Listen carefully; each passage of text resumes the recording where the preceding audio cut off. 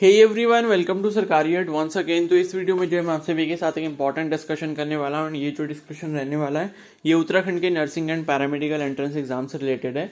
तो उत्तराखंड में आप सभी को पता है BSc nursing, BSc paramedical, ANM, GNM, MSc nursing, post basic nursing और जो भी आपके जितने भी कोर्सेज है उनके लिए जो एंट्रेंस एग्जाम हुआ था तो उसके ऊपर अभी तक कोई भी अपडेट नहीं है। एंड बहुत सारे कैंडिडेट्स रोज यही बात पूछ रहे हैं कि रिजल्ट कब आएगा, रिजल्ट कब आएगा।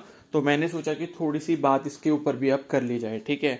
तो आपको जैसे कि पता है आपकी जो आंसर की है वो यहाँ पर मतलब ये बोला गया था, ये जो आंसर की का नोटिस आया था ये 24 जून को आया था। आप यहाँ पर डेट देख सकते हो।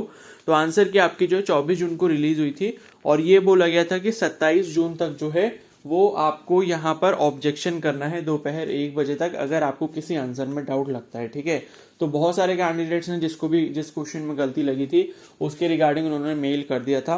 एंड अभी तक जो है अब आज जो है 5 तारीख हो गई है और इसका जो रिजल्ट है अभी उसके बारे में कोई इन्फॉर्मेशन नहीं है, ना ही कोई ऐसी इन्फॉर्मेशन है जो ये बता पाए कि कोई नई आंसर की आ रही है या नहीं आ रही है, ठीक है। तो अब इतना लेट हो क्यों रहा है और आगे क्या हो सकता है, क्या एक्सपेक्टेशंस हम रख सकते हैं, उसके ऊपर हम लोग यहाँ पर कुछ पॉइंट्स को डिस्कस कर लेते हैं, ठीक है। तो ऐसा है कि मैं भी देखो यहाँ पर फालतू की रोज रोज वीडियोस इसके ऊपर नहीं बनाना चाहता, क्योंकि मुझे पता है कि फालतू टाइम वेस्ट करके इस पे कोई फायदा नहीं है। रिजल्ट आना होगा जब वो तभी आएगा, भले ही, क्योंकि इसमें हम कुछ भी नहीं कर सकते।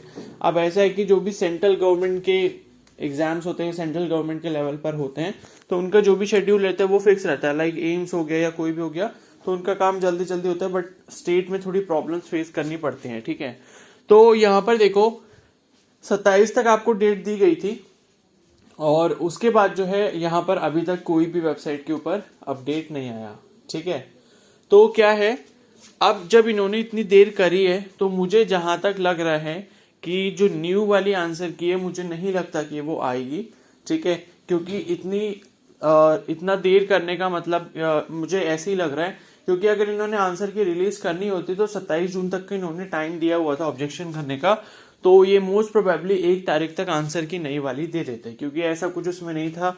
आंसर की को करेक्ट करने में कोई इतना ज्यादा जो टाइम है वो नहीं लगता, ठीक है। तो पिछले ईयर्स में भी कई बार ऐसा ही हुआ है कि ऑब्जेक्शन ही करवाते हैं लेकिन उसके बाद डायरेक्टली जो है रिजल्ट डिक्लेयर हो जाता है। अब होता यह है कि आप सोच रहे होगी कि अगर रिजल्ट डिक्लेयर हो जाता है तो फिर हमारे ऑब्जेक्शन करने का फायदा क्या होगा। तो देखो ऐसा है कि जब आप ऑब्जेक्शन करते हो तो ये लोग बेसिकली करते क्या है, ये लोग उन क्वेश्चंस को चेक करते हैं दोबारा से और फिर से उसके आंसर्स को सही कर देते हैं।